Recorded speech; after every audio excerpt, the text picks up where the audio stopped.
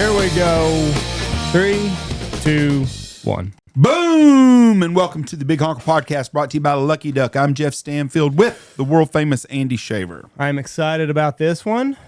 Got Mr. Taylor Cavanaugh. If you're not on, everybody's on Instagram right now. Everybody needs to go check out TCAV Official on Instagram. We've got Taylor Cavanaugh, Navy SEAL, French Foreign Legion.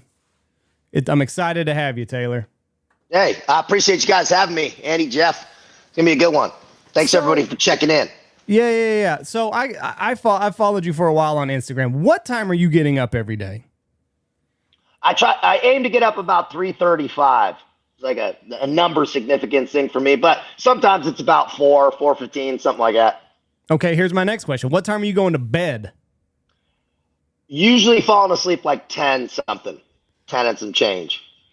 That's not a lot. That's what, five hours and some change? Yeah, ideally, if I could get to bed at like 9:30 or something, I'll be all right. I'm good with that. It's nice in the morning because nobody else is up in the world and it's quiet. That's exactly right. And that's really where this kind of started. It wasn't necessarily, well, it's diving into a little purpose over pleasure, right? It's that first movement of like, all right, I'm going to throw the warm sheets away and get up and start working on myself. Also, right, it's that God's time, man. It's quiet. There's less friction in the air. I like to tap in that early morning hours. And as men, especially, man, we need time to think. You're up and distracted. I do no phone, no email, no news. I try to just kind of stay centered and just get my chi organized, man, for the day. How long does this take? Like, what's your morning routine? You're up 3:15, 3:30. Yeah. And you're rocking and rolling then. What's the ideal day? So an ideal day, like definitely an ideal morning for me would be 3:35, hard wake up, and I'll spend 15, 20 minutes or sitting and with my coffee and just sitting, like no distraction.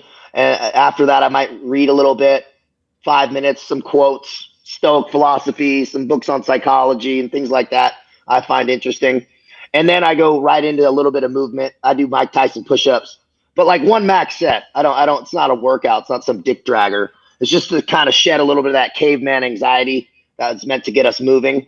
And then I do some visualization, which is like focusing on where I want to be. Where am I at? Where do I want to be? Why am I up early doing all this shit? Right? Reminding myself of the vision, and all that take about 30 minutes. And then I go right into like work emails and things like that. That's the best way to say. I notice like whenever I try to get up about 5:30, but when I can get up 5:30, I want to have my coffee, like you said. I want to get my workout done early in the morning, and then I got the rest of the day for however it plays out. Yeah, you want to check in, man. And if you can get your non-negotiables kind of taken care of, well, the secondary or tertiary effects of that in our personal lives and our professional lives are much better. You're ahead of the game, man. Yeah. Not rushed, not behind the ball. We've all woken up and been late, and what does that feel like? Terrible. It's not a way I want to operate. So I get up earlier so I don't ever have to feel like that. And then I'm a little bit more present with my fiance and baby. Right? I'm calm. I'm a little bit more of a better person for the rest of the day. And so it's not even for me, it's for everybody else, man. You know? Yeah. No, I get it. 100%. And that's the way that I am. Like I feel exactly like you said. I feel like I'm behind the 8 ball all day if I hadn't got that workout in, because it feels like something's looming over me all day long. It's like, fuck, if I'd have just gotten up a little bit earlier, got this done, I would not have this presence over my head. And like, I got a 10 and a 6-year-old, and like now we're into baseball season and I'm coaching. So it's the days are nuts in the springtime. Yeah. Your time's gone. Yeah. Right. And then, guys like Jocko, a lot of these guys are saying the same stuff, and they've known this stuff since antiquity, right? Like Marcus Aurelius was talking about this, wake up and train your mind, train your body. The samurai, they called 3:30 in the morning hour of the tiger. And Tibetan monks get up at 4. The Spartans would get up at 4. Why? Why did all these cultures have the same time? I think that there's a power in it, personally. And when people, they go, oh, you get up at 3:34, I couldn't do that. Yeah, you could. Yeah. If your schedule allows it and you're not working swing shifts or something, if you can get up that early, you'll be shocked people will be shocked at how much better life starts to get when they're a little bit more deliberate about it. The deliberate morning is, for me, and what I do and what I found works for me was foundational in changing my life. It was foundational. And then not just like sometimes, but like all the time, right? The universe doesn't take days off, man. Why should we? We're no different. We're part of nature, man. And so, I mean, every day, Monday through Sunday, right? I do the same thing, and I'm like, it works out better for me, and every day is just flows a lot more smooth. Yeah, and the distractions aren't there at that hour. Like you said, nobody's texting you. Your Snapchat groups aren't going off. Your Instagram's not blowing up. So it's like that's a sacred time that you can have just with yourself. Yeah, carving it out for yourself. And men and women is you're pulled in so many different directions. There's very, if any, time in the day that's yours. Yeah. Really, truly yours. So that's not just going to happen by accident. You got to carve it out. You got to make it. And when is the only time, really? Well, it's in the morning, right? Because there's just less people up trying to take your time from you. And not in a bad way. It's just, people, there's responsibilities and things going on. So carving that time where you don't have any requirement, man, you would have been sleeping anyway, right? So now it's just free time where you can really just work on yourself, man. Sit. Don't feel rushed. Read that book that you haven't been reading. Do some prayer. Think about where you want to be, man. Do some stretching, right? Some just absolute rooted pillars of wellness. What a better way to start your day, because you're setting a tone for yourself and the universe, putting in motion, hey, I require to be good for all these other things to be correct. You can't pour from an empty cup. That's true. We're trying to pour into all these different people, our energy, our kids, and this. Well, let's fill ourselves up first. And I call it the self-worth piggy bank, man. It's every day it starts at zero. And every day we gotta put those gold coins in it. Just build it up every day. And we do that just like sweeping the floor we do every day, right? You just nice and smooth. I'm the old man here. I'm 57. And I just in the last year have got where I get up early every morning. And I don't set an alarm or nothing. I get up this morning it was 5:45, 5:48. You got to piss. No, I don't even have to piss. Just because we got. Yeah, you're still a spring chicken, man. 57 ain't nothing. But I regret not doing that. Right. For the rest of my last 20 years of my life, I regret it. I get up every morning at 5:30 or 5:45. I don't set an alarm. It doesn't matter if I go to bed now at 9 o'clock at night or if I go to bed at midnight. I wake up at the same time. I like that. Now, yeah. I've got we got a dog about a year ago, and his ass gets up early, and that's what started me getting up. And now I get up before he does a lot of times, but I wake up this morning. One of my buddies called me at 6 a.m. My phone went off. I thought, who the hell's calling me at 6 in the morning? Dying. Who the hell you going to, because I had a guy I needed a text, but I was going to wait till 7:30 because I didn't want to text him too early at 6. And he was calling me at 6. And I was like, what the hell? He goes, wake up. I said, shit, I've been up for 30 minutes already. Just about. Yeah. But I was shocked that my phone went off. Man. But I don't turn the TV on. Yeah. At all. When I'm up at 5:30, 5:45 in the morning, I get my phone. I look at all the stuff I want to look at. I read a little bit every morning. Yeah. I read for at least 30 minutes every morning, but it's my time. Now that it's getting warmer, I'm going to get up and go for a walk every morning for 15 or 20 minutes in the morning too. Nice sunrise walk. But, it's been cold though and windy. No. But as it's getting warmer, I'm going to start doing that. But I enjoy that time. And that's probably one of the only regrets I have in my life, because I've had a really good life, is that I did not do this a long time ago. I wish for the last 30 years I'd have got my ass up out of bed at 5:30 or 5:45. It's a great habit. I get up, I make a hot cup of tea in the morning, and it's my time. And it's quiet. And it's just me and my wife in the house anyways, but it's a very quiet time. And I think if everybody would do that, they would be a lot better off. I really do. And it's funny because all the old people I knew get up early. Oh, yeah. And yeah. And so you young guys that do it, that's really refreshing because y'all are way ahead of your curve. Because I'm going to bet you most of y'all's friends aren't getting up unless they have to. Oh man, I mean, I had to find this out in my late 30s, right, in the French Foreign Legion when I actually started doing this.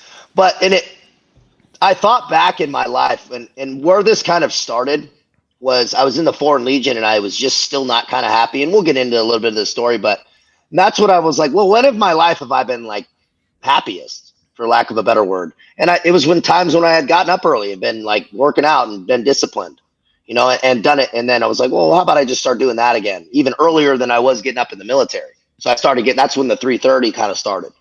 And I found that being able to get up and shower, shave, and be ready before the Chinese fire drill, everybody getting up and like in a barracks, was massively helpful for my psychology.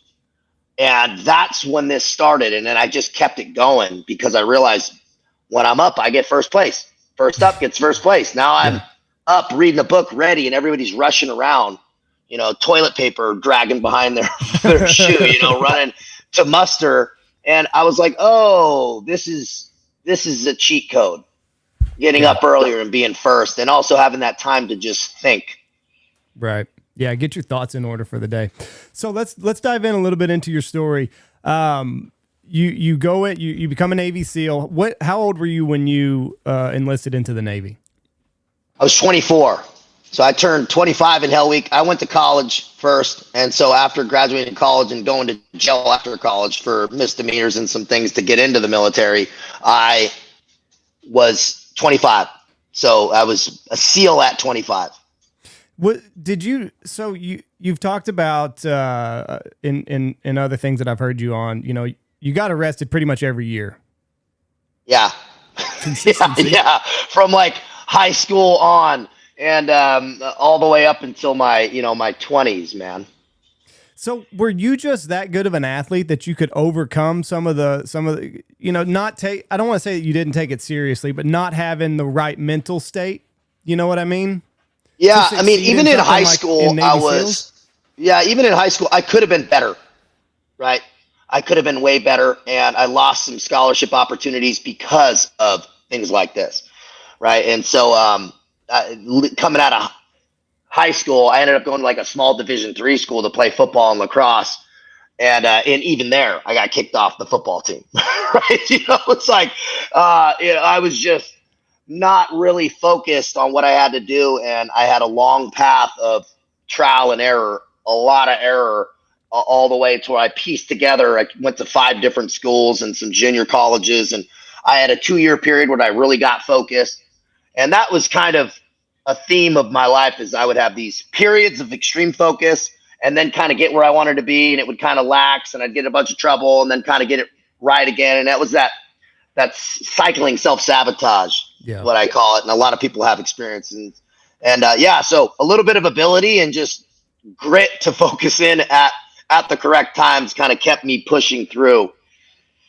And I've seen Last Chance U on Netflix or whatever. They'll put up with a lot of bullshit at a D2 or D3 school. Like, they got some misfits there. Yeah, and those guys are real ballers, right? Some of those guys have ability to be professionals. And think about how much wasted talent is just from lack of discipline.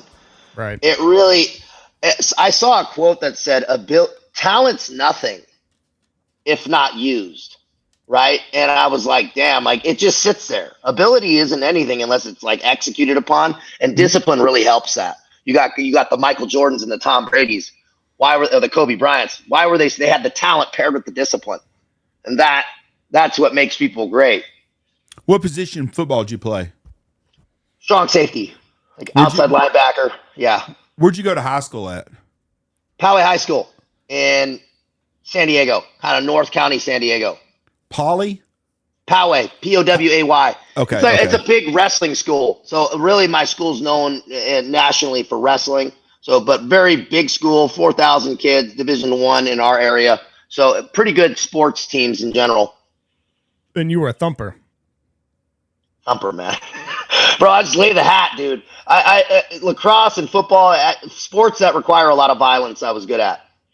I've never played lacrosse. I played football in high school, but I never did play. We didn't have lacrosse here. They don't have it in lacrosse Texas. Lacrosse was really a powerful sport that is really cool to watch too. It's a good spectator sport because there's a lot of fluid movement, right? It's open and it's fast and there's a lot of contact. A lot of people don't realize it's heavy contact. And so and my size is good. In football, a little bit bigger, a little bit faster. My size is like, it's more like, that 6 feet, 215 pound type frame is good for that sport. Yeah. So you went off to college, you got in trouble, you got arrested a bunch. I'm assuming you've did a lot of fighting. Am I pretty good on that? Yeah, we get in some scraps, but it was things like, drunk in Publix, man, DUI, driving on suspended, like little like that, little scuffles, but not like a ton of violence, really. So you joined the Navy. How did you get into the SEALs program? Did you have to, after boot camp, they said, hey, we'll try you as a SEAL, or were you in the Navy for a while before you got into BUD/S? So there's a program, the SEAL Challenge program. Guys are familiar with like the Green Beret program. It's the 18X program, where you can sign up and actually go and ship out in a direct pipeline just for that. It used to not be that, but they, in like 2009 or 8 or something, they instituted that, where it's like, these guys, why would we train these guys in some other job just so they go to be a SEAL and don't ever do that job? And so but to do that, you have to sign into the Navy, a different job, because you still have to earn your SEAL contract or your ship date. And that requires, in my case, being down in the Naval Amphibious Base, training every day, well, as a civilian, with active duty SEALs, some retired SEALs, and then doing physical screening tests that were put on by Naval Special Warfare every week for like 9 months. And you have to rack and stack. And if you're high enough on the list, they'll offer you a SEAL contract. You sign that SEAL contract and then ship out into a special warfare division at boot camp. Then if you pass all the wickets, then you move into the pipeline. And you passed everything, obviously, and got your SEAL contract to go to BUD/S, so, right? yeah. So I passed. It took me, my first physical screening test, I failed. I'm not a good runner, man. Long distance running is not my thing. I'm good for 40 yards and 100 yards, but after that, man, right? So I had to really train and lose weight, get a bit leaner, and I was puking every day, man. It was substantial.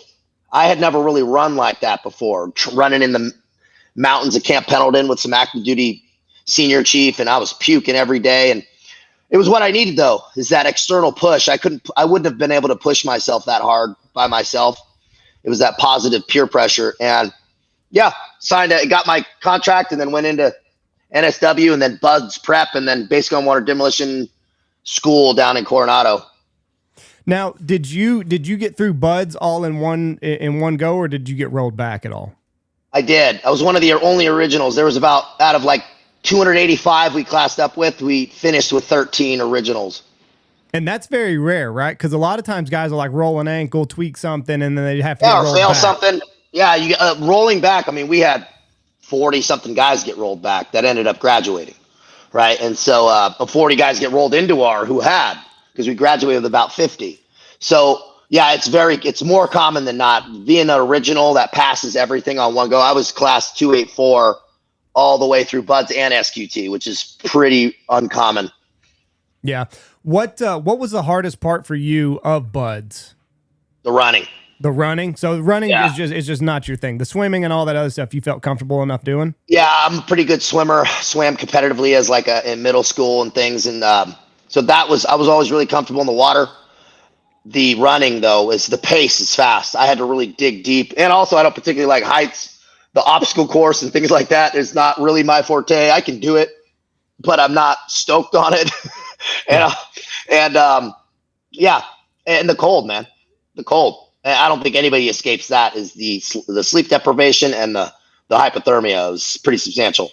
Well, and that's something that you can't really train for, right? I mean, you can train to, running and getting in shape that way, but like the cold water immersion, that's just something that it's a kick in the nuts. Yeah, it's dealing with the cold is a decision. And that's the only way you can do it. And you can only make that decision every time you're dealing with it. It's just, or maybe it was a decision earlier on in that I don't have a plan B. People say that, but really my plan B was making plan A work. I had told myself a pretty serious story about me I was stacking boxes at Home Depot during the graveyard shift, training I had just come out of jail. I was living at my mom's house, man. I had convinced myself I had nowhere else to go. And I was not going on a boat, and that was just not what I wanted. So I was every test was very stressful because failing was just terrifying to me. So the fear of failure and the fear of quitting was greater than the fear of how cold I was. Yeah. What's it like seeing a guy break? Like, I'm sure there's a bunch of times you've seen in their eyes and you're just like, this motherfucker's gone. Oh yeah, dude. They get the 1,000-yard stare and also physically break. Like, we had a guy who was an All-American wrestler. Tough dude, very smart. He ended up being very successful in the military on the officer side, doing something else, but he glyked out, man. I mean, he was like couldn't talk. It was the most bizarre thing. And we were in Hell Week, and I was like, and he just completely lost control of everything. I was like, wow, dude, this is some substantial stuff. He stopped eating. Like, he was getting so, it was very strange what happened. But seeing guys break or seizure because they're so cold, we saw guys like that would just start seizuring on the ground. Yeah, you're like, wow, man. You know, whoa, I hope that doesn't happen to me. It's like, you know, so it's, you know, it definitely reminds you where you're at. Did you ever have a moment that you got close to quitting? I had a lot of moments where I wasn't sure I could keep going, but I never thought about quitting because I just, it wasn't an option. I would have just died. Falling out on the beach. Yeah, definitely though moments where I was like, I don't think I could keep running. I don't think I could keep this pace. But I was like, well, I'm just going to get yelled at and run slower, or as fast as I can. And I got yelled at a lot. All the instructors, they would have me in the ocean, getting sandy a lot because of, just the run pace or whatever. But there's a power in just showing up. And I'm sure if you guys in your business and things is most people fall off just because they won't keep showing up. It's like, just keep showing up until someone makes you leave. Well, like if you quit the SEALs, you're still in the Navy. It's not like you're going to get to go home. Well, you're right? going, yeah, you're going to and that's the dangerous part is guys, when things start to get really hard, they go, oh, I can just be in the Navy though. Right? Oh, I'll still have a job. I'm not like destitute. And that's dangerous because it's that path of least resistance. Like, and a lot of dudes took it, man. Yeah. Do you get docked for having the arrest record that you did? Man, I had a lot of waivers getting in. And then even when I passed Hell Week, they flagged for my secret clearance. So I had additional interviews with federal investigators, a lot of gaps in my story, or, from the strategic answering, getting through MEPS was hard. And then I had a whole nother, it was like these decisions haunted me for a long time. It was every time I would come up for a top secret clearance when we were deploying to Yemen. Now I'm doing a whole nother slew of them digging in. And so it was a lot of times of me going back and having to answer for dumb decisions. It was hard. Is it hard to keep your story? Like things that happened a long time ago, it's like you don't remember details, or I don't at least. So now all of a sudden you're digging something that's 8 years ago, 10 years ago. It's like, I don't fucking remember. I remember the gist of it. I remember I got in trouble, but I can't tell you this. And I use that a lot. Oh, really? I was like, hey, man, this is a long time ago, man. I've been hitting the head a lot. I don't know. And they go, what about this? I go, oh, man, what? Oh, I forgot about that. And it's strategic answering, strategic honesty, call it what you want, but they can't prove what you don't know or what you think. That's I just banked on that, and it worked.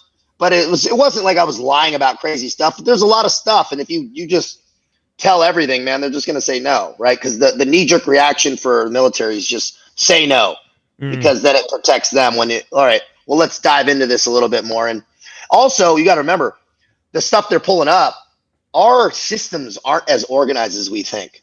Different departments, different stuff. The dates never line up. Court dates are off. It's super confusing for everybody involved. Yeah. Yeah. Just plead the fifth. So plead ignorance. You don't know. Yeah, exactly. So Bud's Hell Week. Yeah. 5 days, no sleep.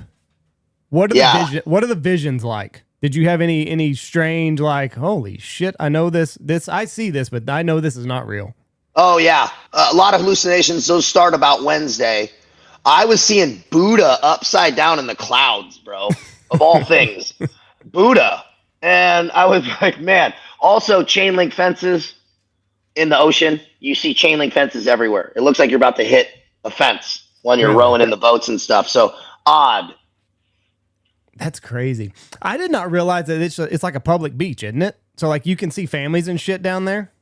Oh yeah, and you're all over. You're not just there. Like at some of the part is a government beach, but they run you down in front of Hotel Del Coronado because it's right there. Just because there's a rock jetty there that way used for like landing on the rocks with the boats and stuff. So it's like a useful tool. And so yeah, families will just watch as some guys are going through the worst day of their life. It's like watching guys' dreams get shattered, and then but you actually row, and it's all the way around San Diego Bay, all the way down towards Mexico, way down in the bay, man. So you do a full, they call it around the world. So you're all over that place. How far do you run during Hell Week? Do you know? Is there like a mileage? Yeah, it's about 250 miles. Choo. In a week? Yeah. Good Lord, that's a marathon a day. Yeah, it's about because you're running everywhere with a boat on your head, which is hundreds of pounds. So it's like the most uncomfortable out of body things. Dudes get bald spots on their head from the rubbing and bleeding, and you're just smashed by this heavy boat. So it's really uncomfortable, and you're running everywhere. It's a mile to eat. It's a mile back to eat. So that's 6 miles, and then it's running all day long everywhere. With these boats doing races and all these things, and so it's quite pretty substantial on the feet. So as people are starting to drop out, like, do they reconsolidate the boats? Yeah, absolutely. Okay. So there's a constant reconsolidation of the teams. They'll put you in a height line so you're balanced. Yeah. And then they'll just keep squashing these teams together until you're in the group that's just ends up finishing. So what made you want to be a Navy SEAL? Man, I thought about since I was 7 and I saw glow lights floating in the bay, and I asked my dad, who was a prior Marine, and I said, Dad, what's going on down there? And he's like, those are SEALs training in the bay. And that really opened my world up. And from that point, I was reading about men, watching Men with Green Faces and the Vietnam SEALs, and that whole world really spoke to me. And then, so I knew I wanted to do that from a pretty young age. And then, sure as shit, you go through college too. That's what's crazy. So like at 25, you're probably one of the older guys at Buds. No. SEALs most SEALs have college degrees. About 75% of guys that finish. Okay. So I was actually pretty middle of the road that actually finished. We had a lot of 30-year-olds. It's a little bit older of a echelon than, like, say, going into Army Rangers or something. You'll have a little bit of a younger group. But we had some young guys out of high school. Just not many of those guys finish because of the maturity level. A lot of guys who start that young will end up not making it, go back in the military, and then some of those guys come back and make it the second time. Very intelligent group of men. Yeah, you have to be able to understand yourself. So there's like a self-awareness you have to have because you got to manage stress really well. And that's like what most of the training is this ability to manage stress management, internal stress management, and think and be able to do procedures while under stress, underwater, or demolition or shooting or stuff like that. And also your ability to manage your time, because there's like, when they let you go at night, they might take your knife and smash it up against the cement just so it's all messed up. And they go, hey, you better have this perfect by the morning. Mind you, you have to do all your other stuff, by the time so now you're having to manage stress, coordinate your time, figure out how to do these things with your uniform and your teammates. And so there's a lot of, you got to be smart enough to be able to manage a lot of things. And I think just being a little older helps that. And then having a college degree was definitely helpful. So what's like the common denominator? Are the SEALs, are they made up of like guys like you that kind of have this checkered past, but always seem to come out on top? Or is it the all-American boy that has never, caused any grief in his life? I would say I'm kind of a rarity. Most are pretty clean cut.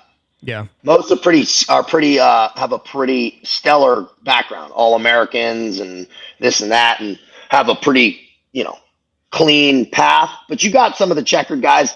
it's a strange mix because if you put a bunch of SEALs in like a line, they would look so spread out.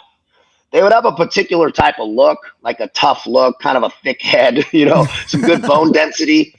But every walk of life, short, tall, skinny, well educated, not educated at all, hood, completely square Mormon, you have the whole spread that you got pirates and you got Bible thumpers, man, right next to each other. You really do. And that's what I think.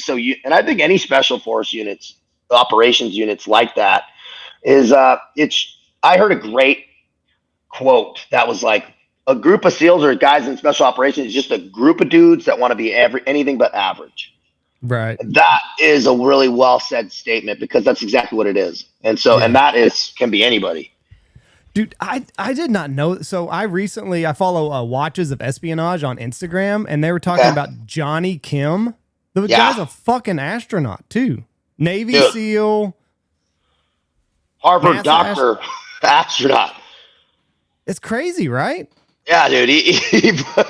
They go, I heard somebody say, they go, thank God my mom isn't friends with Johnny Kim's mom. Right. I'd be like, feel like just a straight loser, bro. You know what Johnny did? You know what Johnny just graduated from? Yeah, man, he's one of the most impressive humans. And he comes from a rough background too, man. Oh, he does? Right? I didn't know about like that. He was not a clean cut dude. He had a lot of abuse in his family's life and problems with his dad and this and that. And yeah, he came in and I think he was one of the guys that came in like out of high school too. And he was with Jocko and those guys in Iraq, man. He was in I think it was Task Force Bruiser. I want to say he had a really unbelievable career and pipeline, as you've seen. Could you imagine, like you said, well, my son's a Navy SEAL. Oh yeah? Well, my son is a Navy SEAL and an astronaut, and he's a doctor. And let's just go on and on and on and on. Harvard doctor, right? And man, he's a pretty impressive individual, man. Because he was a medical corpsman as a SEAL. Special Force Combat Medic. Also, okay.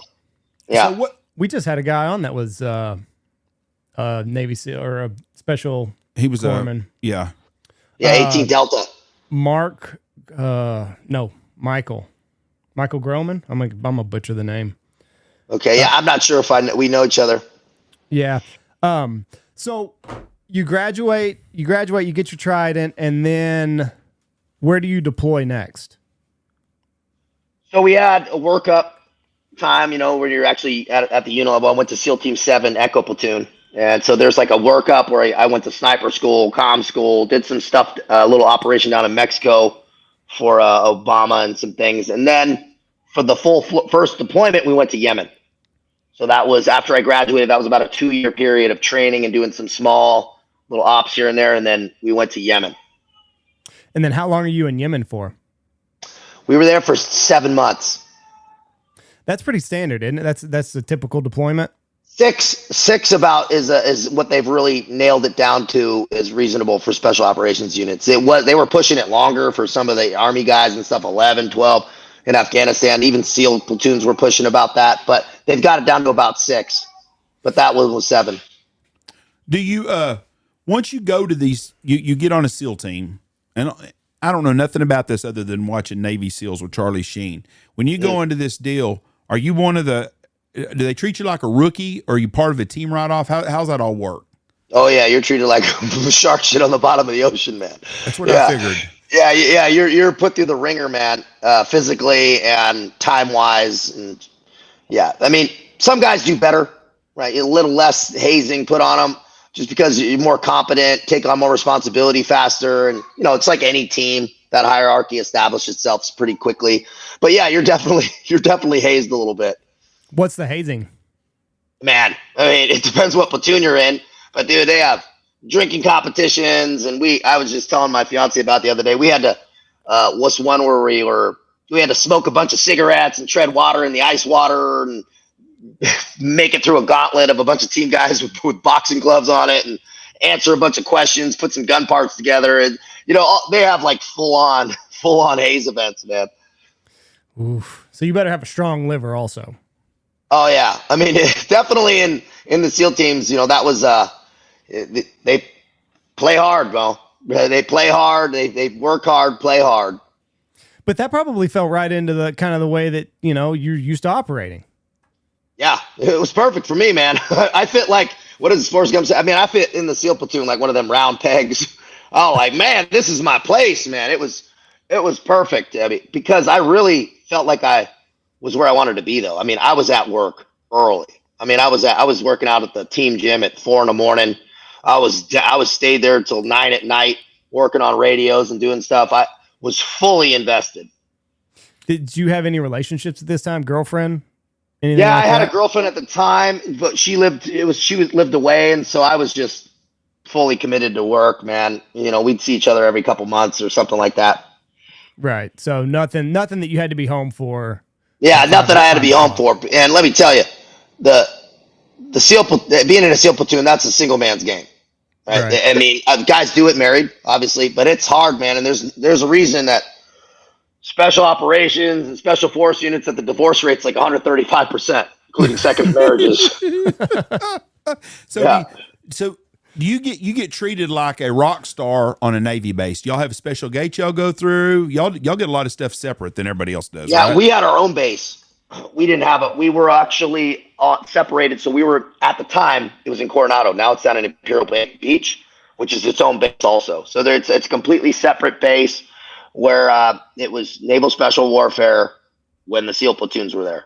So it was like they had WARCOM, the headquarters command for West Coast, and they had all the West Coast SEAL teams in just one small, badass base right on the beach, obviously, with very lax rules as far as uniforms and stuff. It just made it easy. Does that create like other people in the military or other people in the Navy see the treatment that you're getting and they're like, fuck these guys? No, they're not going to say that to the SEALs. They can think it though. Yeah, they may. Well, they didn't see us. They didn't see us very often, because we were on our own base, and every once in a while we'd have to go to the main base. But most SEALs, I mean, guys are very professional, really. Like guys are professional and very, very polite, and I never saw any like issues of hostility or animosity or things like that. No, because they might have to save their ass one day. Yeah. I noticed like a lot of good cohesion, and guys were always really cool with everybody, and for me it was fine. Okay, y'all are like the American badasses. So I'm going to ask a question that people are going to say, I can't believe you asked him that. Uh-oh. Did you ever get scared when you were in the SEALs on a deployment? Dude, I got the most scared I'd ever been was when I almost died in Mexico. I mean, I've been scared before. I almost drowned. But for sure, I've been scared. But really, the fear part, it's like when you're engaged in something and you're working, it's like, and you have your buddies next to you, you're just so worried about doing a good job. You don't really have time to be scared. Right. And I'm not saying that there's not some level of fear with some things, but you like say jumping out of I'll take some training, like jumping out of planes or things like that. Like, yeah, you have some fear, but you're also worried about embarrassing yourself more than dying. Does that make sense? Yeah. Like you want to do the right things for your team and show up well and like land where you need to and navigate how you're supposed to. So you're thinking about a lot of things, and that goes with like diving at night. It's pitch black. You're diving in the Pacific Ocean. You don't really have time to think about sharks and stuff because you're worried about navigating. Right. And you also have your buddy with you. So you just got to make sure you swim faster than he does. What happened in Mexico? Man, there was this was during the G20 summit. It's like 2012. Mm-hmm. And they were worried about Obama when he was transiting the cartels, kind of wrapping them up or causing some issues. And so they brought in a SEAL platoon, a small group, not even a full SEAL platoon. It was like 8 guys, me, one of them. And we were with some SWIC elements, and we would be kind of patrolling for the week. When he would transit, we'd be fully kitted up in like our ribs and stuff, kind of paralleling where he was, kind of, just in case he needed like a maritime extraction force. And we were like 2 miles out to sea while we were doing this kind of patrolling stuff. And a huge storm came in one day at like 2:00 in the morning, and we needed to jump onto another boat. And in that transition, I was fully kitted up, like no flotation, very heavy. And I went into the drink. Huge swells, trying to get away from the props. And I got radio, comms, full kit, 6 mags, M4s wired into my kit. And have night vision on, helmet. and I'm drowning, man. And I could not stay up anymore. And I was like, well, did not see this coming, man. I was on like a small little operation down in Mexico. But yeah, I was, I looking back, I didn't really have time to be scared, but that was scary. What'd you do? Just dump all your shit? No, I just kept swimming, and because I couldn't. There was no possibility. My gun was wired in, and truthfully, I would have rather died than drop some of my kit and come back up. That was the truth, man. And I, as a new guy, so I started getting hypercapnia, though, where you start to get yellow, where like your physical exertion is just so much your body can't process the carbon dioxide. And I was going down, and right when I was about to go down, I had an OIC, Sean Glass, officer in charge. He actually runs that company, Primal Beef now. But he reaches down and he pulls me up and he goes, "Want a lift?" And that pulled me out of the water. And so, yeah, I didn't have to. How much longer do you think you would have made it? Dude, 15 seconds. Oh, really? That maybe 15. I was done. Totally smoked. So that was your first actual mission you were on. Yeah. So then they send you to Yemen, right? Yep. And that's when you start pulling the trigger and y'all are in actual war, correct? Yeah, that wasn't a super hot combat deployment, right? We're chaining the counterterrorism unit. Yeah, you're postured, you're living on a fob, you're growing a beard, getting weird. So you're out there. We're 8 hours from back, right? I mean, we were really living out there intense, which was fine, but it wasn't like hot combat or anything like that. Tense, because you got Al-Qaeda, Arabian Peninsula all around you, right? Mind you. And so we're standing 24-hour guard. There was a cap, so there was only 12 SEALs allowed in country, and it was a gray insert, like at night, ride the ATVs off the back of the C-17, man. And then we were kind of building out a forward operating base. That was kind of what we were doing while living and training with the counterterrorism unit of Yemen. So we could build target packages on AQAP. I mean, when you're working with these guys from Yemen, are you always just kind of like, can we really trust these people? Yeah. I mean, the trust on like a strategic level, who knows what these guys are. One-on-one, people are usually pretty cool, right? Yeah. As you guys know, anywhere you go, people are people. And so I'd go over there and I'd eat goat with them. Also, I was trying to keep the protein coming in. So I would go over there and I'd eat with the soldiers and like try to build a little rapport. And, you never really know who you can trust for sure. And so we still had tight security on our little compound. Like that never changed. Right.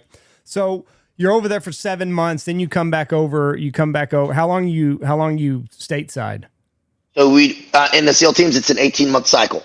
So when you come back from a deployment, you got 18 months before your next one. And that goes 6 months of professional development. That's just like your own skill sets and things like that. JTAC, snipers, breacher.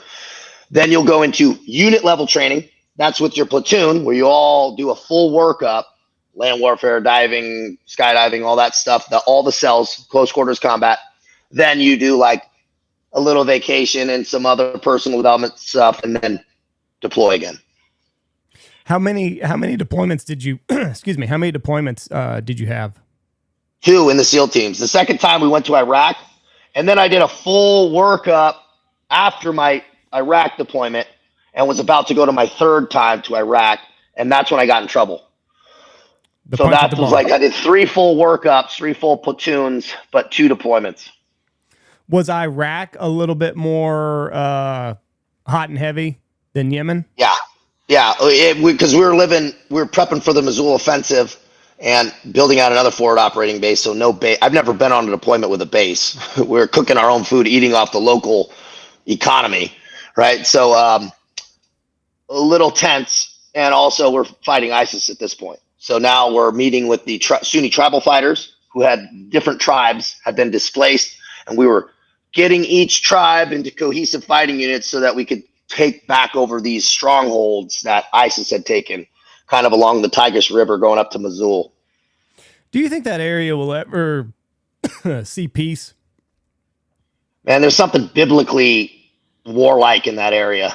It's been happening since antiquity, man. Right. I mean, you're talking about the Tigris and the Euphrates into the Bible. Yeah. Right, man. It's just not. It's so deeply rooted that it's in the DNA of that area, man. Yeah, and that's what's that's the hard part, right? Is like we're balls deep into this, into something, you know, that is we're not going to change. That was going on way before we ever decided to get into it. Yeah, and I don't think that was our ever goal to really change it, right? It's to just kind of destabilize. It's like these kind of rotationary. You can't let power stabilize for too long. And we go in there and destabilize it. Yeah, it reorganizes its head and it's whack-a-mole, and then it kind of gets consolidated again, and we go back in. Yeah, they've been doing that in Afghanistan since the beginning of time, since the Romans. Right. Hey, real quick, I want to go back just a little bit. Do you think if we got serious about taking on the cartel, how long do you think it would? How long do you think that would be squashed?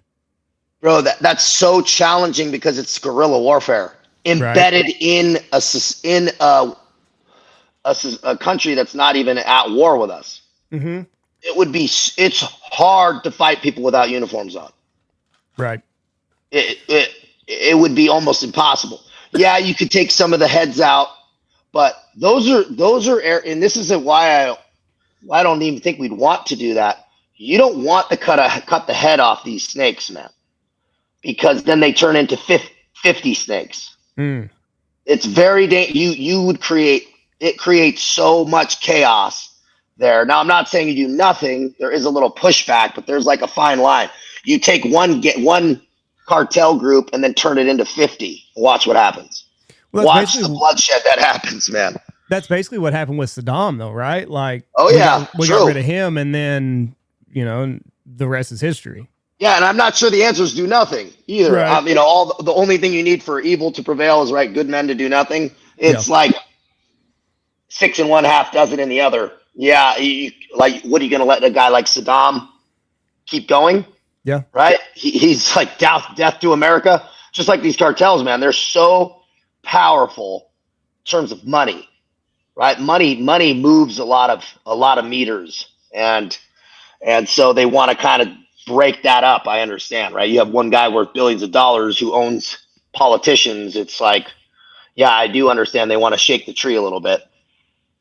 I'm glad I'm not in charge, because I wouldn't know what the fuck to do. And I don't think they do either.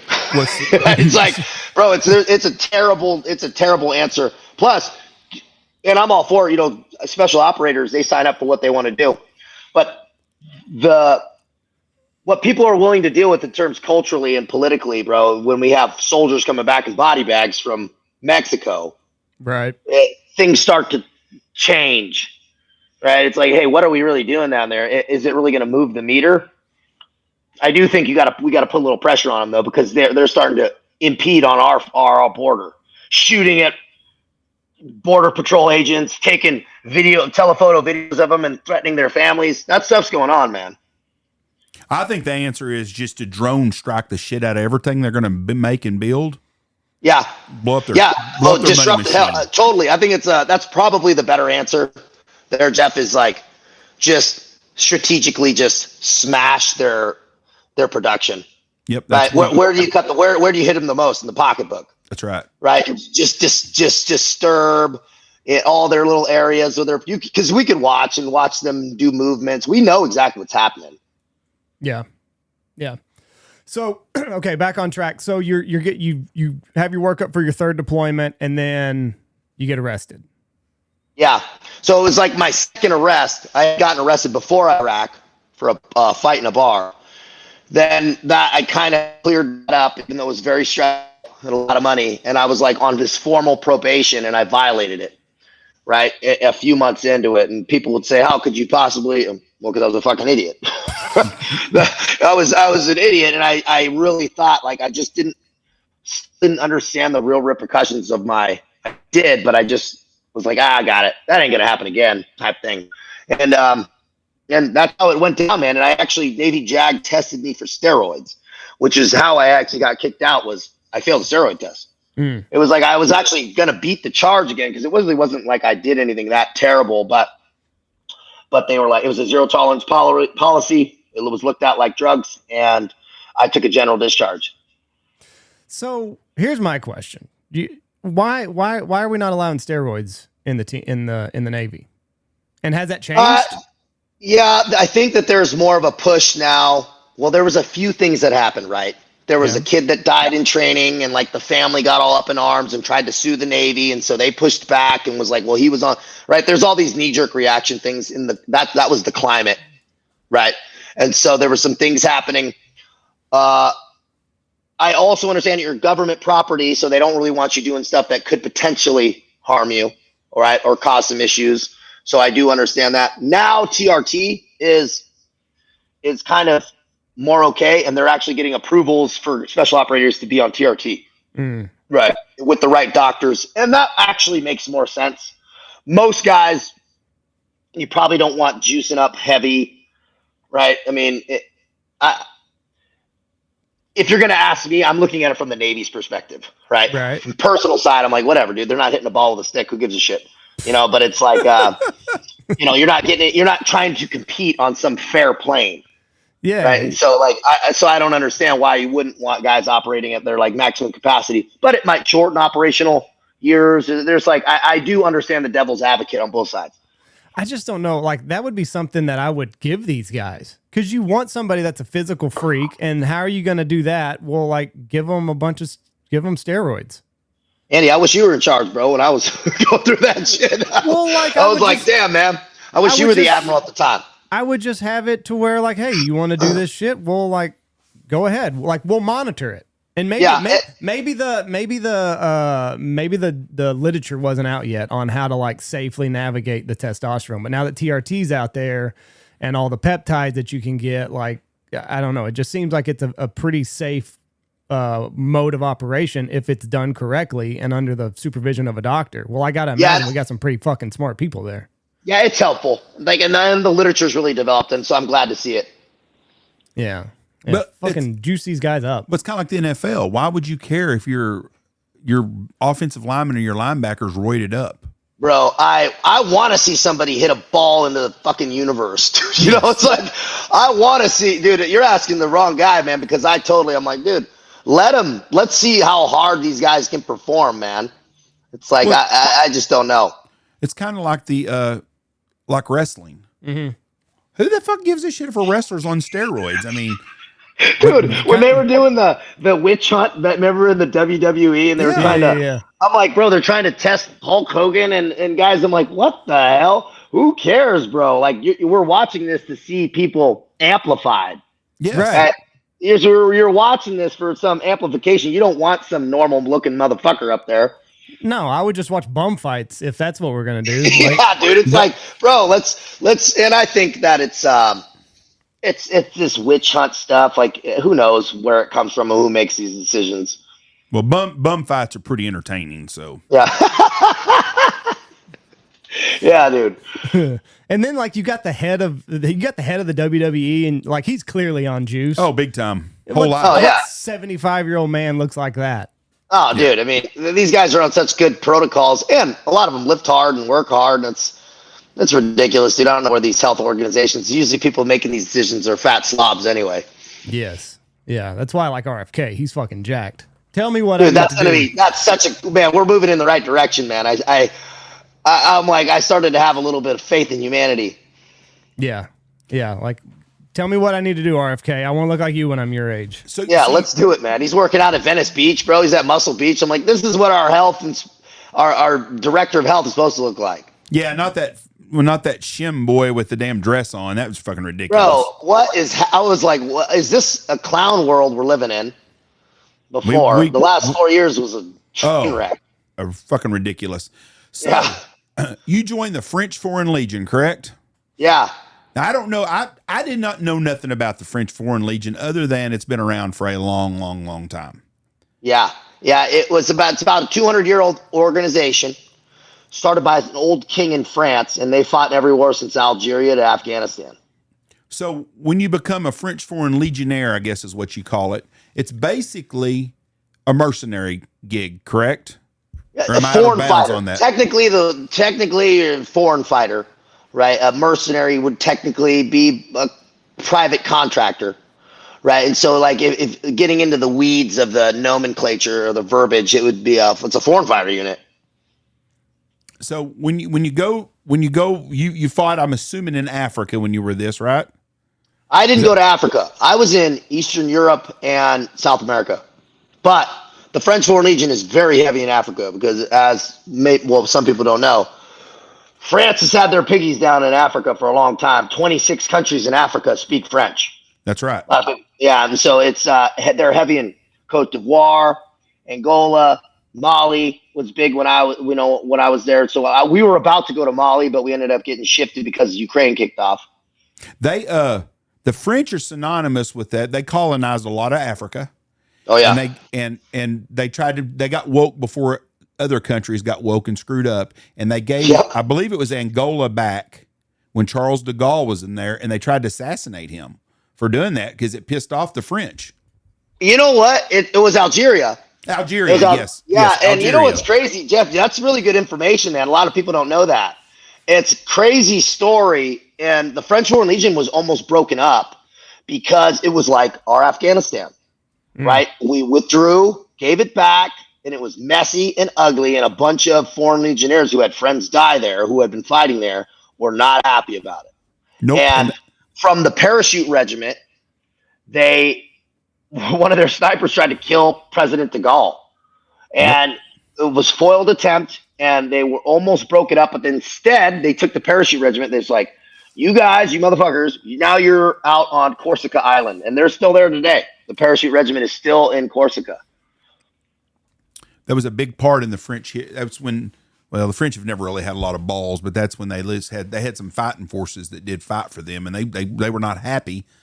Yeah. Because a lot of people lost a lot of money that were in the French deep state took it on the chin when they started giving those colonies back to Africa. That's a really good point. I didn't think about it like that. There was a huge financial loss of people who were plugged in with contracts and things that were operating out there, mining and all that shit. Makes you wonder if the French wouldn't have given back those countries, what those countries would look like today. Because a lot of Africa had thriving countries pre-World War II to after World War II. And then when they started giving them all back and letting them self-govern, they all went to shit. Yeah, the infrastructure's not there, right? They don't have they don't have all the education that's actually running the infrastructure. So when stuff starts breaking, it just never gets fixed. And that's what the Chinese ran into a lot in Africa too, is they started building these roads and bridges and then kind of leave. And they come back and it's like all overrun. And they're like, well, we didn't have this bolt. There's small things you don't realize, like down through the supply chain. They're like, if they didn't build it, they don't know how to fix it. And so stuff just falls apart. Yeah. So I'm assuming you don't speak French before you join the French Legion. Not a word. So I tried a little bit, but I was practicing on my Duolingo before I knew I was going to go. I mean, what they have, like Rosetta Stone for you, or like, what are you doing how are you bridging the language barrier gap? They got Rosetta Bone in your ass. Oh, really? They got, but it's extreme immersion. They'll give you a book, and then the rest is trial by fire. But they will have very sporadic classroom periods. Well, they'll sit you down and teach you some structural grammar and teach you some other stuff. But then the rest of the stuff, I mean, everything's in French. So you're just kind of forced to learn it. And so we all kind of learn this shitty French with a Russian accent because they're all the Eastern Bloc guys. So, okay, I'm going to back up a little bit here. You test positive for steroids, and then that's what gets you removed from the Navy. Yeah. And then after that moment, you're like, all right, fuck it. I guess I'm just going to go join this fighting force over there. Well, I was in a relationship at that time, and I had a good job set up, so I stayed. So I was doing residential real estate development on a supervisor position on a massive project. So I was like, that's what I thought I wanted to get into, but I started having some really bad habits, taking Adderall, Xanax, alcohol, weed every day. Right? I was just kind of not drinking during the day, but that's how I could lie to myself. But I was relatively successful from an outside perspective. But my she was really off. My financial discipline was off. I had debts from the legal court cases and stuff. And then a year later, I went into the cannabis business and we launched a cannabis distribution company, building a facility out, doing all this stuff. So now I'm working for a venture capitalist, pitching decks, doing a lot of big things. And now I got an opiate habit on top of it. So I have like the success from an outside perspective, but all these bad habits, and everything came collapsing down on itself at some point because just bad habits don't last. Yeah, it's not sustainable. My foundation was off, and I lost everything, right? The relationship, the job, the everything, and then a few months after that, I found myself homeless in my truck, really with a moment of clarity when God kind of spoke to me and was like, "Hey, dude, kind of sack up," type moment. Mm-hmm. Like, grab your nuts. You're not going to kill yourself. You're not going to leave destruction for your mom and sister and things. Like, man up, dude. This is because of you. So get yourself out of it. And that's what I did. And that's when I decided to join the Foreign Legion. Were you having suicidal ideations? Oh, yeah. I was parked in my truck for 3 days with a sawed-off shotgun next to me, really debating, like, man, and I was just tired. I wasn't like sad. Yeah. I was tired. I was just so tired of trying, man, and going up and down and up and down. And I was really exhausted. And I just sat there for 3 days, man. No money, no gas, no nothing, and just tried to think. And that was what I came up with. What opiates were you on? Fentanyl. Oh, right? I was taking fentanyl and whatever. It started with Percocets, but then fentanyl kind of came out. So I was snorting fentanyl, Oof. At night. I was still working. Oh, that's fucking off. I would like snort fentanyl and write work emails until 3 a.m. It was like, I was like working 20 hours a day. And that's why I was actually having some success, is because people are like, how is this dude doing all these things? Well, I was just doing drugs and staying up and for a year, and I could bend reality for only so long until it all kind of came crashing down. Fuck, you're lucky just there. I mean, there's so many people, just just a little bit extra of fentanyl and you're done. Oh, dude, I went tits up like 3 times, man. Oh dude. Yeah. Smash my face. Get it all. I'd fall onto like a metal counter. It would be all cut up. I'd wake up with blood and like go to the ER, get stitched up, and go to a fucking meeting, dude. Dead serious, multiple times. And that was, so it wasn't like, but I was like riding the line, bro, riding the line. And looking back, it was just mayhem. Okay, my next question, you got to get this: how the hell do you join the French Foreign Legion? That's not just your average job application. No, it's quite the opposite. There is no application. It's one of the only things. There's no way to do it other than show up with a bag in your passport and knock on the door. It's like some Wizard of Oz shit, man. So I'm assuming they don't take everyone, though. So you knock on the door. This was on the east. There's 2 spots to do it. South France at the headquarter regiment in Aubin, Premier Ray, 1st Foreign Regiment. And then up in Paris, which is at Fort Nogent. So it looks like an old medieval castle, small little base, but looks like iron gates. There's a Legion étrangère over the top. It's pretty poetic, kind of, when you think back on it. But I showed up like, man, what am I doing? I lost my whole life, my identity. I was in a dark spot, and I was throwing a Hail Mary. And you show up with one bag, knock on the door. A dude with a gun and a green beret, who's a Legionnaire, opens the door and says, "Hey, give me your passport, take a seat." And then they pushed me down into the bowels of that base, and first thing they told me to do is get up on the pull bar. Sunday night, bust some pull-ups out, and then they search you, give you an IQ test, and then there's like a battery of psychological evaluations, Interpol background checks, medical evaluations, physical tests. That goes on for about a month. And 1 out of 15 guys make it through that to go to boot camp. Are you, with your heavy drug use, are you going through withdrawals at this time? So when I went to, I moved when all this kind of stuff kind of collapsed, and I go, I got to get off opiates. That was the first thing I did. So I did that months before. I got you. Right. And then, so I was like, I knew that had to happen first, but I was still drinking every day and taking, Adderall and whatever. I hadn't fixed that yet, but I was like, okay, at least I got off the opiates, which needed to happen. And that was painful. Whew, man, that was hard. And then I just kind of white knuckled it. And then when I showed up in Paris, I had weed in my system and, Adderall. So I knew I had to get all that out of my system. So I spent like a week there just drinking water and running. And I just did that for a bunch of days and flushed my system out. And they drug tested me when I showed up and passed. Clean. Were you nervous? Yeah. No, I had taken a lot of drug tests in my life, so I knew exactly what I needed to do. I've taken a lot, man, and I've never failed one. And so I knew what I needed to do, and I did it, and then so passed. But then from that point on, never did anything since. No, I didn't touch anything since. I just kind of rock and roll. The hard part was probably the testosterone because I stopped taking everything. Right. Oh. So I was just kind of like going through Legion selection, just cold turkey cut everything, man. What does that do? Cutting out the testosterone?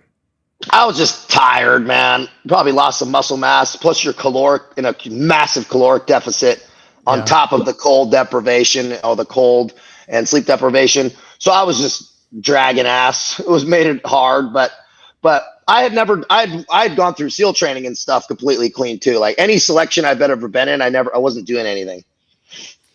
When you said you just white knuckled the fentanyl, the opiate addiction. Yeah. What you do? You just lock yourself in a room and like, all right, motherfucker, it's gonna be tough for a couple days. I just did what I had until I had no more, and I just told myself I wasn't gonna buy anything else, and that's why I moved too, so I knew I couldn't.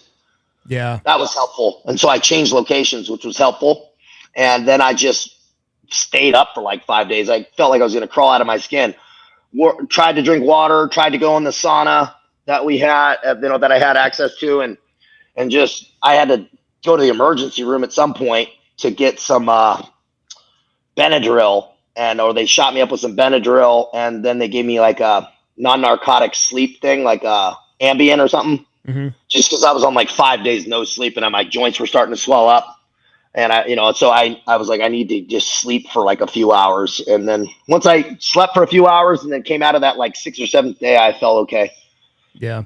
That's what we see here. Like we're in a real small community in West Texas, and like people will go off for drug addiction, and then they'll go to rehab for 6 weeks, and then they just come right back here.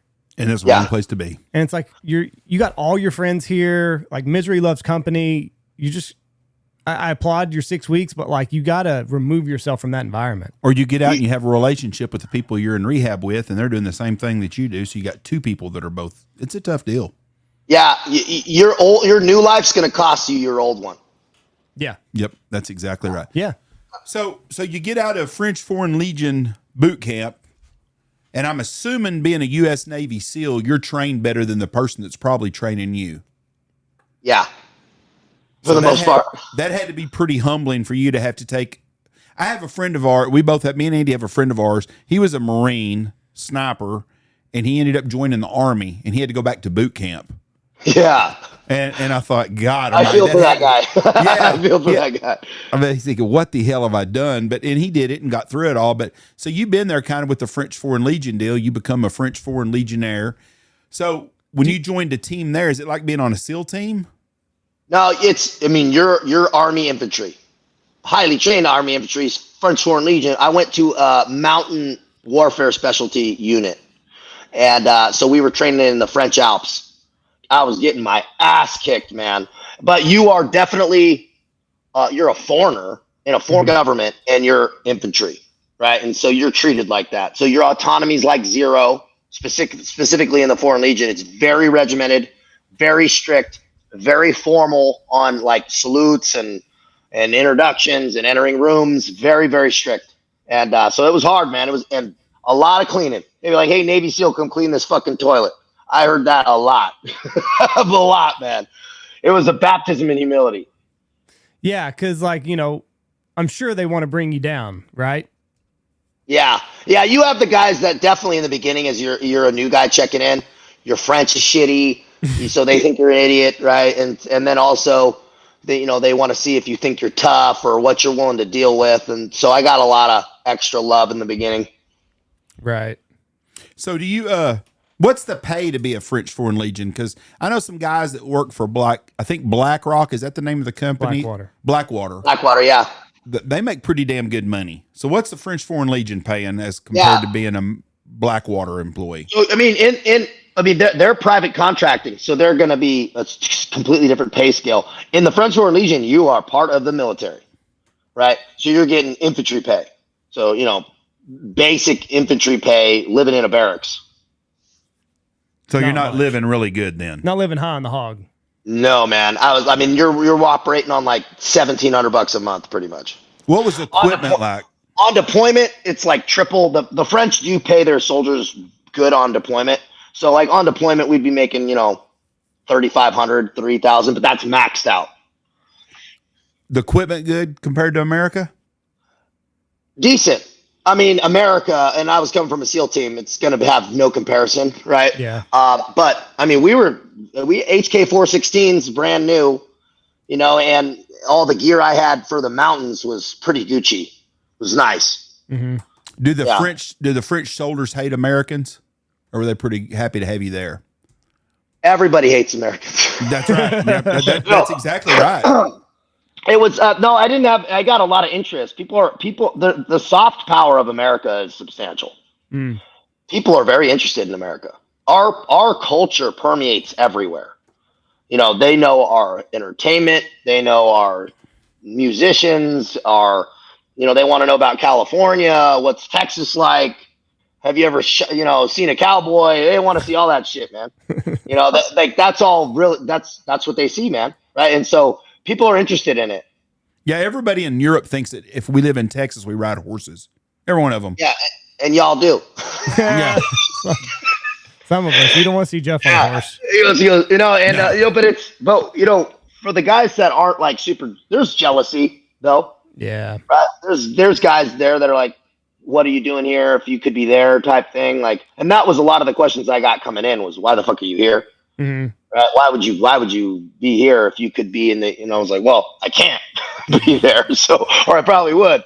But so you once you get past some of the jealousies and some other stuff, then it's just you guys are just all on the same team. And then so you go to South America and Eastern Europe. Yeah. Where'd you spend the most time at? So. I was deployed down to Guyane Francais, French Guiana, which if people don't know, France has territory in South America, formal territory. They use the euro. They speak French. It's right west of or east of Venezuela, north of Brazil, and they do all their gold mining. It was a former penal colony. If people seen Papillon, that movie, and it's hardcore down there, bro. Full on Wild West gold mining. Illegals, and we'd hit gold mines every day on patrols. Like we'd do a 14-day patrol into the jungle, hit a gold mine every day. What were y'all doing? Just making sure everything was on the up and up? No, smashing all their shit and burning it down. Oh, illegal gold mining is what you were doing. Oh yeah, okay. Yeah, we would run them off, burn all the shit, break up the diesel engines, pull their tubes out of the mercury pools because they're just destroying They're like, hey, Navy SEAL, go get that tube that's in that glowing pond over there. Dude, I was swimming in mercury pools like it was my job, and I glow in the dark now, man. They go, dude, do you ever get COVID? I go, nope, bro, because I was soaking in mercury, and yeah, dude, it was an interesting time, hard. Tough jungle. I like jungle operations though. Anyway, I just more my pace. I do really well down there, but it was tough, man. It was tough. Mostly Brazilians coming over the border and mining, but there was also legal gold mining operations down there, and we would just every once in a while kind of show face, for the legal ones. How much gold is down there? So much gold.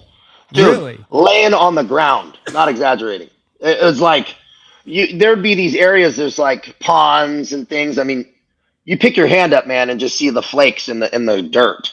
No shit. It's down there, bro. Now I know why France spends a lot of money keeping their thumb on that place. They found oil down there too. So billions of dollars are getting funneled down from America right now, building the oil infrastructure down there.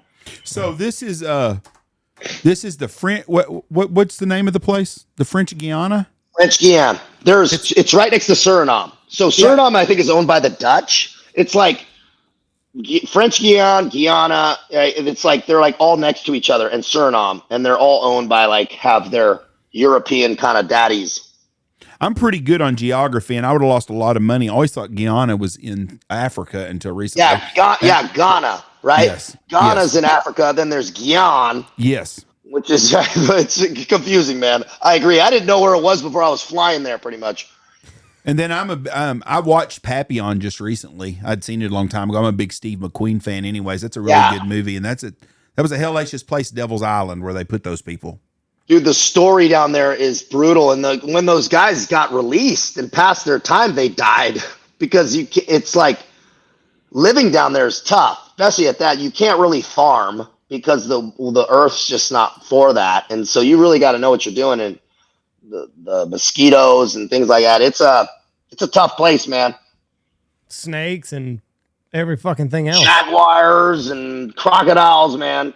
Came in, they got the whole slew down there. It's like Hunger Games. And you like that over the desert warfare? Oh yeah. Really? I prefer it. Yeah, I've always liked the jungle in general. I like the wet, the slop, and I just do sleeping in hammocks, man. It's it's hard, but I like it. The pace is slower.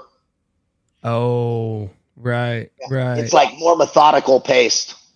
I don't know. There's just a lot of shit in the jungle that can eat you. I've been to Costa Rica before. Dude, it's the small stuff, dude, that you're like, you don't really think about because you're thinking of snakes and stuff. Dude, it's the ants. Oh. You can't set stuff on the ground, right? Or it just gets demolished. Like you couldn't set in a lot of places like your shoes on the ground. You're toast. Right? You got to hang stuff up. Everything's upside down and hung up off the ground. What are they? Like the bullet ants? Is that what they are? They have those down there, but these are just fire ants, right? Army ants or whatever they are, like just a really aggressive ant. And the flies, like they call them fireflies, but they are, they sting you, and those things are brutal. Yeah, I went to Costa Rica a couple years ago and I got warned about the bullet ants. Yeah, they have those in more of Latin America, and Costa Rica is beautiful. There's a beauty about it. It was actually more safe than I thought it would be. I thought I was going to come across more like mosquitoes and terrible stuff, but it's a little bit of it, but it was all right. How long are you down there for? 4 months. 4 months? So the French Foreign Legion deployments are about 4 or 5 months usually. So we were down there kind of holding down the fort, doing jungle operations, living on like a small fort operating base, and then kind of going around along the border of Suriname. Now, the gold flakes, just the gold everywhere.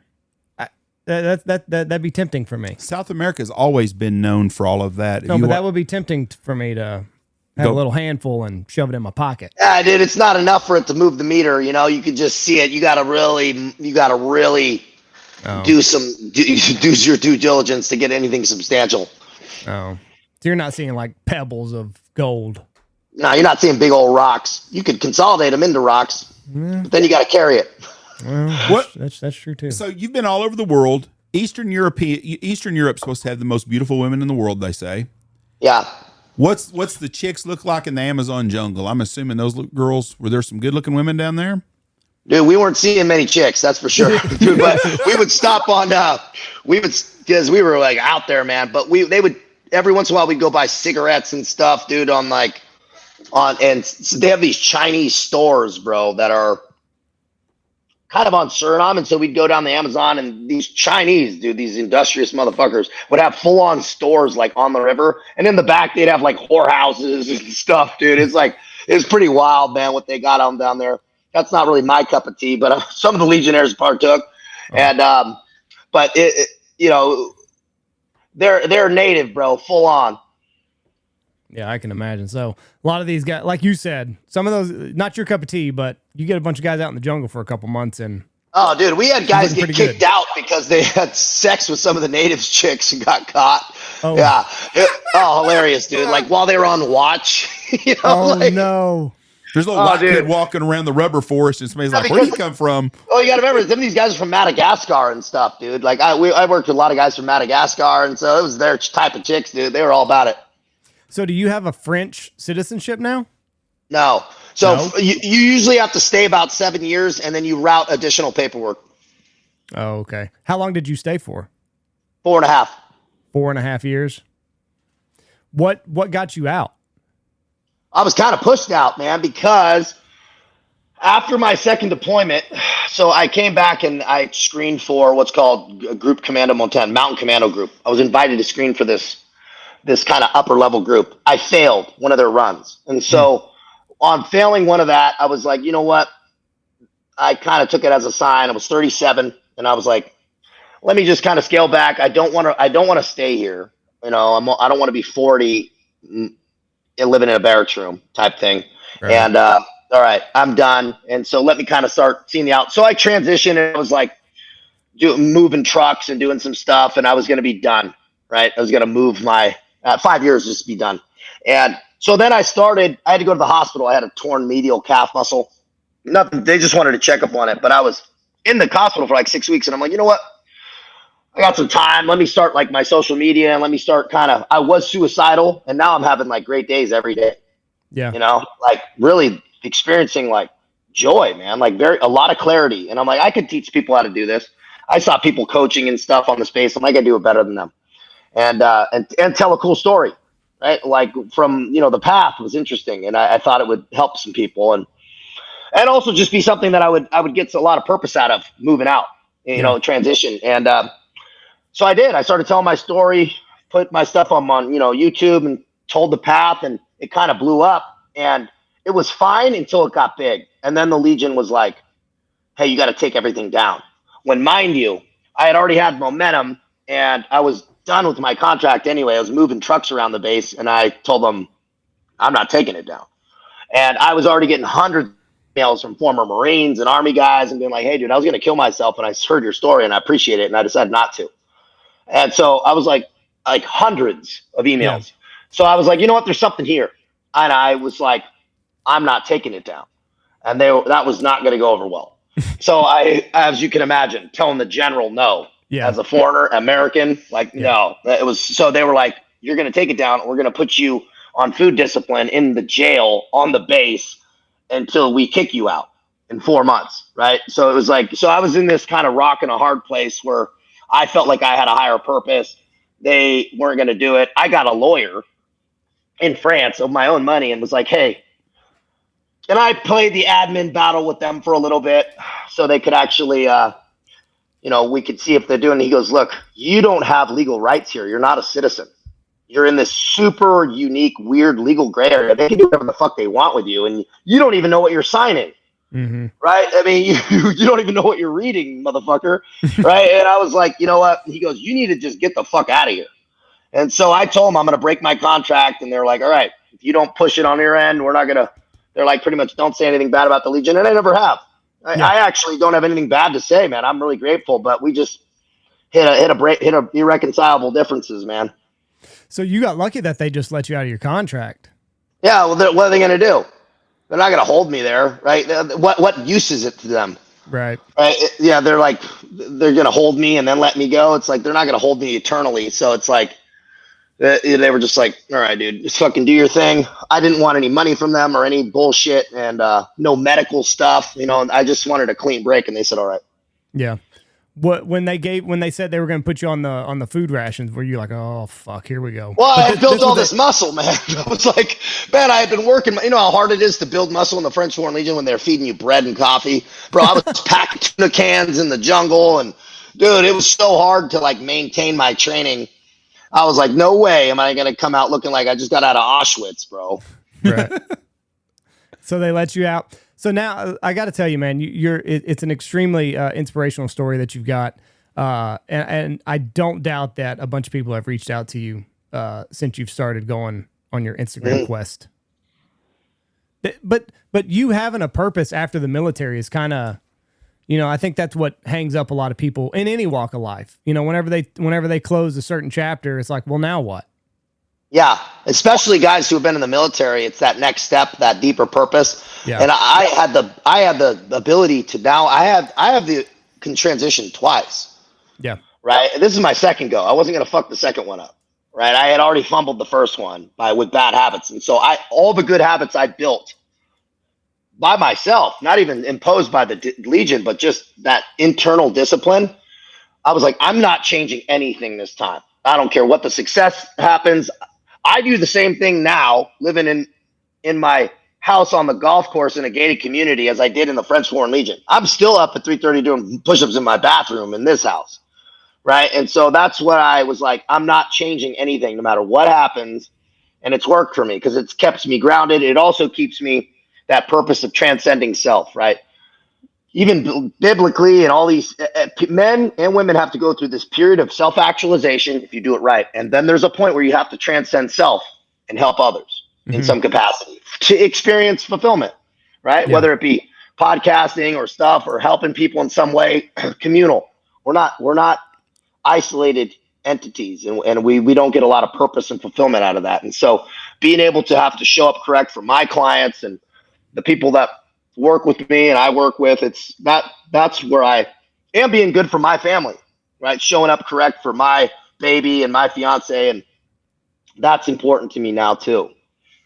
How has becoming a father, how has that changed your outlook on everything?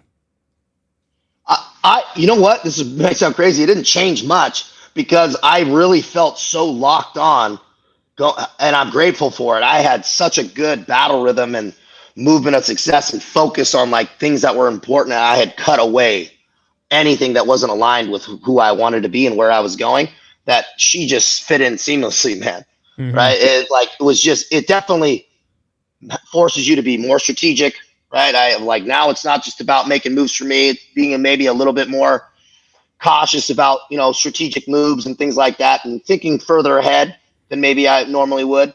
And so it's definitely changed that part. It's crazy the first time you see your kid though. Oh dude, it's a trip. I still, every day when I look at her, I'm like, wow, this pure being, the pureness of it. Yeah. I think any dad, like when your baby smiles at you, mm-hmm. It's gotta be one of the best feelings of all time. It's like that absolutely unfiltered, pure love is unbelievable. And it's a gut check, like how far would I really go for this thing? Yeah, and this is an important point you brought up, Andy. It's like people go, I gotta die for my kid. I'm like, yeah, but will you live for them, man? Very good point. Right? Will you live for them in the right ways and do the things that you don't want to do? Yeah. That's hard because that's right now, right? Not some metaphoric time you die. Yeah, of course you better stand your ground. But how about we really start leveling up and really identify, what am I procrastinating on that I could be moving the meter on? Right. All these different things. Am I really showing up correct and having emotional discipline? All those things are important. Yeah. I got, so I had done jujitsu off and on for a lot of years, very inconsistent with it. And I would always find an excuse not to go train. And then a year ago, I got my kids in it. And that's when I got serious about it, because I didn't want to be the dad. I didn't want to be the dad that was just all about lip service and like, oh, you need to go do this and all this other shit. Well, because kids are going to figure you out, right? And if you're not showing up, they're going to be like, well, dad's just full of shit, so why do I need to do this? Yeah. Yeah, dude. I mean, there's walking the walk, man. And their kids are going to watch what you do. Are you about the business or aren't you? Yeah. Yeah. So I've gotten, I don't miss any classes. I go several times a week, and just that, just like you were talking about, like, would you live for your kid? Yeah, I'm going to show them the way. I think this is an important. I think they're 10 and 6, and jiu-jitsu is going to be something that they can carry with them forever. Like we got in, we went to Dallas last weekend and did the whole thing. Had a great family weekend, but it's like we got to be back on Sunday because we've all got training, and we're not going to miss it. Yeah. I like that. So just setting them up. You know what I mean? What it's about, man. Yep. Listen, Taylor, it's been a lot of fun. It's been an hour and a half. You've been more than gracious with your time. I really, really appreciate you coming on here, telling your story. People can get a hold of you. Just go on Instagram. Easiest way? Easiest way is my website, TaylorCavanaugh.com. That contact form goes right to me. It doesn't do any AI or, automated response. That's me, my personal email. And also my Instagram, TCavOfficial. I'll be Johnny on the spot with those DMs. And my YouTube, Taylor Cavanaugh, right? TCav TV, man. And we dive into the deeper principles and gym footage and gym sessions with different characters around the United States, man. Well, we appreciate you being on here, my friend. You was a very, very good story. Interesting. Thank you for serving our country. God bless you and bless your family and bless that little girl. Yeah, Jeff, Andy, I appreciate you guys, man. Maybe we'll link up soon. Get me out hunting in Texas, man. Come on out anytime. You got an open invitation. Always welcome, bud. Thank you. Have a great day. Appreciate you. Later, guys. Bye. I got to figure out how to hang up. There we go. There it is. Dude, I'm telling you right now, if I walked in a bar and that guy was there and he told me to lick his boots, he said, that's my seat, I'd have a hard time arguing with him. Yes, sir. This is your seat. Yes, sir. I was just keeping or whatever it warm. it is. Whatever he it's a making sure the dust wasn't on it, sir. I don't think you can hurt a guy like that. You better come. You better come with all you got. If that's your plan. That's a lot of man right there. Interesting guy. Learned a lot today. Appreciated this podcast a lot. Good guys like that fought for our freedoms. Yes, sir. A lot of good times. Worked his butt off. So to young people out there, if you get yourself in a bind, you can always get out and do something with There's your life. a way out. That's right. Thank y'all for listening to us. God bless y'all. Have a great week. Love you. Bye. Watch for deer.